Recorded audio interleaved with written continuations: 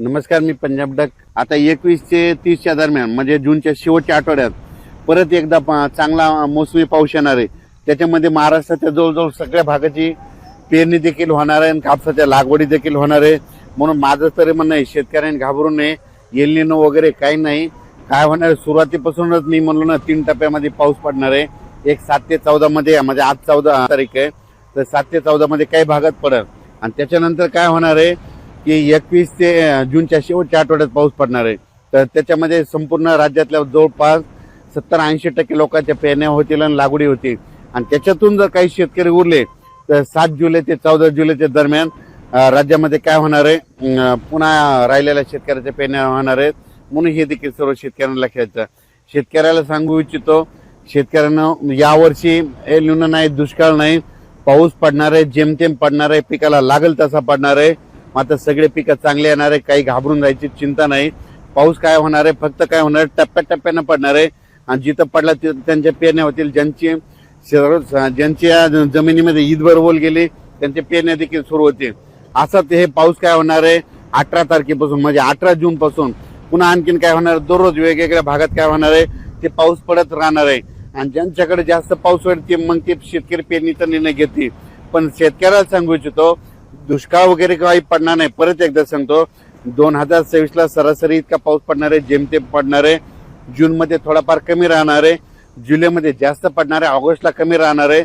आणि September October मध्ये मात्र परतीचा पाऊस धुमाकूळ घालणार आहे. म्हणून हा अंदाज लक्षात घ्यायचा. महाराष्ट्रामध्ये सगळ्या शेतकऱ्याची पेरणी होणार आहे, काही चिंता करायची गरज नाही. एल निनो नसता, काही नसतं. तुम्हाला सांगू इच्छितो, दरवर्षी काय झालं, निसर्ग 22 दिवस पुढे सरकला, थंडी 22 दिवस पुढे सरकेली, उन्हाळा 22 दिवस पुढे सरकेला आणि पावसाळा 22 दिवस पुढे सरकेला. मग दरवर्षी पाऊस कधी येतो, 7 जूनला येतो.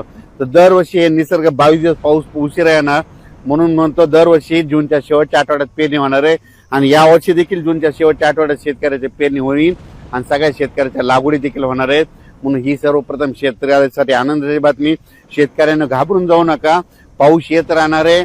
तुम्ही बघा, आता म्हणजे हे दररोज पाहताना हे 14 पासून पण देखील बऱ्याच भागामध्ये आज देखील ना विदर्भामध्ये वर्धा, नागपूर, भंडारा, गोंदिया, चंद्रपूर, यवतमाळ, अमरावती, अकोला त्या परिसरामध्ये आज देखील म्हणजे चांगल्या स्वरूपात विदर्भात, पूर्व विदर्भात पाऊस पडणार आहे. पश्चिम विदर्भात देखील काही भागामध्ये विखुरलेल्या स्वरूपात आज देखील पाऊस पडणार आहे. मराठवाड्यात देखील आज विखुरलेल्या स्वरूपात, सगळीकडे नाही पडणार पण भाग बदलत पावसाला सुरुवात होणार आहे. म्हणून हा अंदाज लक्षात घ्यायचा. तसाच काय होणार आहे, हे पाऊस 18 जून पासून दररोज एक दिवस वाढत वाढत असं चांगलं जाणार आहे. मग त्याच्यानंतर काय होणार आहे, 21 जून ते 29 जून संपूर्ण महाराष्ट्रामध्ये वेगवेगळ्या पाऊस पडणार आहे, सगळ्यांच्या पेरण्या होणार आहेत. म्हणून शेतकऱ्यांनी घाबरून न जाता फक्त धीर ठेवा. पाऊस येणार आहे, पाऊस पावसाचं काम करतो. म्हणून आपण देखील बरेच जण असे म्हणाले की दुष्काळ पडेल, दुष्काळ वगैरे काही पडणार आहे. तुम्ही बघा, जूनच्या अखेर, जूनच्या आपण 1 जुलैला काय करू, परत एक अंदाज देऊ. संपूर्ण पेरण्या झालेले दिसतील. पण शेतकऱ्याला सांगायचं होतं, घाबरून जायचं कारण नाही. ओल जमिनीमध्ये ईदभर ओल गेल्याच्या नंतर तुम्ही तुमचा पेरणीचा निर्णय घ्या. आजच्यात एक मेसेज दिला जाईल. पण शेतकऱ्याला सांगू इच्छितो की पेरण्या 3 टप्प्यात होणार. पहिल्यापासून मी म्हणतो की 7 ते 14 मध्ये एक टप्पा राहील. त्याच्यानंतर आता जे दुसरा टप्पा आहे ते 21 जून ते 30 जून त्या दरम्यान एक पेरणीचा टप्पा राहणार आहे. म्हणून शेतकऱ्यांनी जूनच्या शेवटच्या आठवड्यात पेरणी लागणार आहे. म्हणून हे अंदाज लक्षात द्यायचा आणि आपण आपली तयारी ठेवायची.